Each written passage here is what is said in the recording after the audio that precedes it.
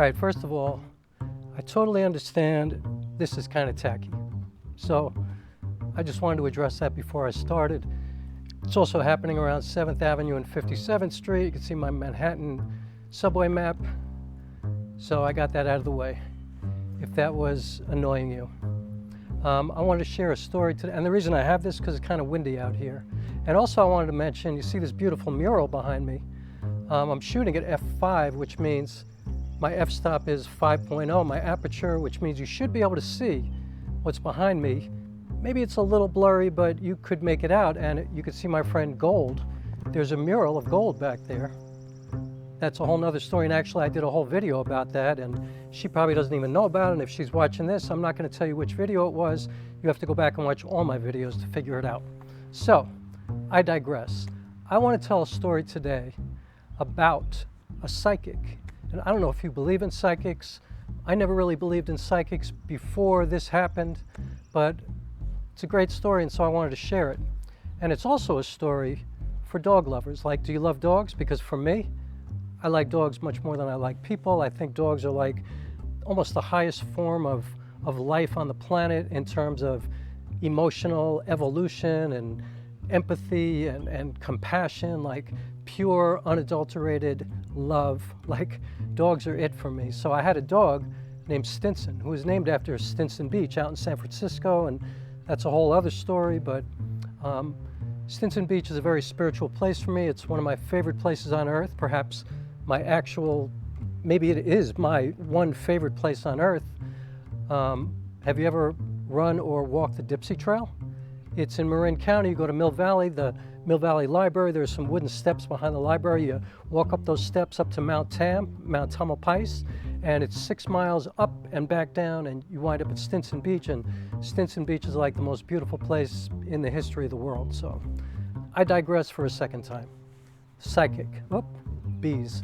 So I love my dog Stinson. Now, he passed away a few years ago, and I often tell people, I love that dog so much, sometimes I wish I had never met him. Like, it destroyed me when he died. It was like, it was worse than when my mother died. And I don't mean that it was more important, but you know, my mother was a human being. She understood what was happening. She could always express when she was in pain or when she was having problems, and I got to talk to her. But with Stinson, it was always just those eyes, you know, and his body language and his aura and his spirit. I mean, it was just so difficult to watch a beautiful being like that just end, you know, the end of that life. I mean, it was very, very difficult to witness, and I was there right until the end. And so, anyway, that's the beginning of the story, and put that part in your pocket, and I'll come back to it.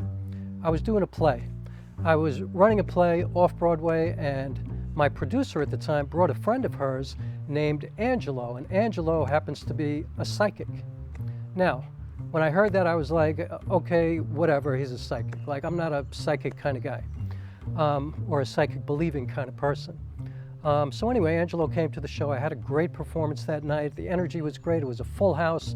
We had a great time, and Angelo was sitting right in the front row. I think it was a full house. We had a lot of full houses at the beginning, and then after Hurricane Sandy, because that was the year that I did the show, things didn't go so well, but I digress for the third time. So anyway, Angelo was sitting up front. He was sitting so close to the audience that I could actually see him, because generally, because of the lights on stage, I can't really see anybody in the audience, but I could see this guy. And so the show ends. It was a great performance. Like I said, I had a great time. The audience seemed to enjoy it, and Angelo waits for me afterwards to talk to me. And he says to me, you know, that was a beautiful performance. I go to the theater all the time. I would have to say it was perhaps one of the most beautiful theatrical experiences I've ever had. I mean, it was really moving and touching. You know, he was just so effusive with his love for what had just happened, and I really appreciated it. And then he said to me, so I just want to share with you, you know that scene you did with your grandmother? Now, there's a little backstory. Broke Wide Open, which was the play that I was doing, was a story of my life, my family. It was the first part of my search or my journey for my biological mother, and at the time it was a very ambivalent search, but it was also a story. It wasn't really an adoption story. It was a story about my relationships with my grandmother, my parents who raised me, my adoptive parents, my friends, my girlfriends. Like, it was was a long journey from before I was born to the exact moment that I was on stage. Like, it covered my whole life. And so it was a story. The part that I got to about my grandmother was when I was 4 years old. My grandmother sat me down, and she felt it was very important for her to tell me that as we get older, life sucks. Like, as you get older, life is going to suck. That's what she told me, a little 4-year-old kid. And then she went on to explain, you know, friends are going to disappoint you, you may lose your job, people are going to die, you know, like, she would say, oy vey, life is going to be hard. But regardless of all of that, she said to me, you have a choice to either be a happy person or a miserable person. And so, since it's all going to suck anyway, why not choose to be happy? And so, you know, that was my grandmother kind of in a nutshell, and she told me this story. And so Angelo said to me, and you know, I explained that on stage. I actually reenacted that whole scene when I was 4 years old, and my grandmother talking to me, and Angelo said to me, while you're doing that scene during the play, I just wanted to let you know that I believe that she is on stage with you. And I'm like, well, yeah, I mean, that's what I create. He goes, no, no, no. Like, she is literally on stage with you. Like, she comes every night to be with you in this play, her spirit. And I'm like, oh, okay, well, I'm going to go return to the planet Earth now. We could talk about this another time. But he's like, no, I'm serious. He said, but you know, I feel a little embarrassed about it because generally when I tell people stuff like this, I can put a name to it, you know, but with regards to your grandmother, I have 2 names for some reason. So I feel bad. You know, maybe I'm wrong. And I was like, no, what are the names? He goes, no, I got 2 names. It sounds silly. I said, what are the names? And he says to me, okay, Esther and Estelle. And when he said that to me, my entire soul just dropped. Like, I was like, no, you did not just say Esther and Estelle. He was like, yeah, why? And I was like, yo, I have never told anybody this story, but when my grandmother came to this country, her name was Esther. But when she got here, she changed it to Estelle. And I literally have never told anybody that's, like, nobody knows that story. Nobody, except for my mother, who's been dead for many years. Like, nobody knows that story. And he was like, yeah, and the other thing is it looked like, you know, her arms were kind of screwed on backwards onto her shoulders. Like, I could see her elbows in the front of her body. And I'm like, now you're freaking me out even more, because the thing is, my grandmother, like, when she would stand up, it would look like you could see her elbows in the front of her body. It looked like her arms were on backwards. And so he just completely freaked me out. And you know, I get emotional even talking about my grandmother. You know, I had a poem where I said, lines on her face as deep as her 87 years and as long as the trail she blazed, the map that has shown me where to go and what to do for my entire life. Like, I remember the last time I saw my grandmother, she had just been bathed, you know, showered in the hospital where she was, and she looked so incredibly clean, but her face, you know, her skin looked so soft. I mean, she almost looked like a baby, except that she had these wrinkles. Like, she was so deeply wrinkled, and I remember thinking to myself, like, wow, like, why do people do plastic surgery? Like, she is the most beautiful woman I've ever seen in my life right now. These lines, you know, that represent her whole life and my whole life and everyone's life who came in contact with her. I don't understand why people want to get rid of that, you know. So anyway, that just, you know, freaked me out. So, you know, Angelo and I, we spoke for a little bit longer after that, and finally, you know, it was late. It was like midnight. So I said, okay, I got to go, and we shook hands, and he walked towards, you know, the exit of the theater, and I walked towards backstage. And just before he walked out, and just before I got backstage, I heard, yo, Rock.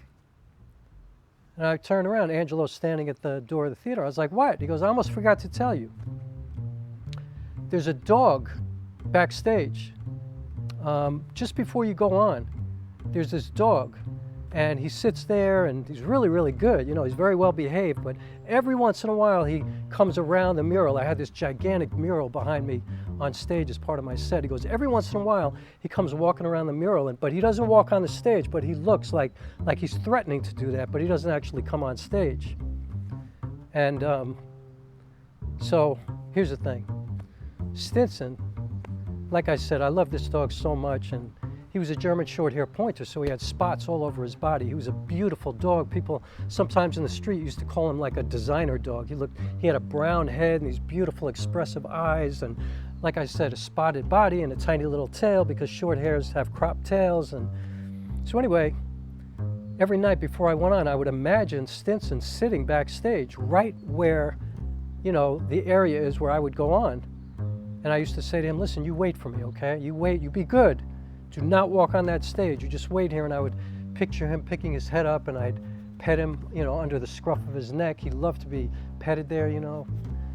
And I used to do that every day. And so, I don't know, you know, Angelo said that, and I was like, I don't know. And then he goes, yeah, I think it was a Dalmatian. And then he walked out of the theater. I was like, wow. You know, whenever a little kid would see Stinson, he thought he was a Dalmatian because he was a spotty boy. You know, he had spots all over his body. And so, as my mother used to say, and as she said just before she died, you never know. Angelo spoke a lot of truth to me that night, and I have no reason to not believe it, because everything that he said was so accurate. And so that's my story this week. I believe this is episode 15, which is pretty amazing to me. I'm shooting with my Tamron 17-70 zoom lens again, because I just happen to have it with me and I got inspired to tell this story. I'm shooting at f5, my aperture, which means that you can see the background, because I wanted you to see this beautiful art behind me here in Poughkeepsie. I'm actually in the area where I run every day. There's beautiful running trails around here, and there's an ecological farm. This is part of Vassar College, and this is just a mural that somebody did, and somebody included my friend Gold, which is pretty amazing, because Gold is like you know, somebody who's really contributed so much to this community up here for a long time, even though she's originally from New York City, of course, but she's been up here for many, many years, and she's embedded in this community, and she's a big part of it, and so obviously somebody honored her with that. So thank you so much for watching, and please subscribe, and please hit the like button if you like what I do. And I will be back tomorrow, actually, with another one of these, as we move on with these stories in 4K to the end of August. And I'll see you next time. I hope everything is well. Take care of yourself and take care of one another. Peace.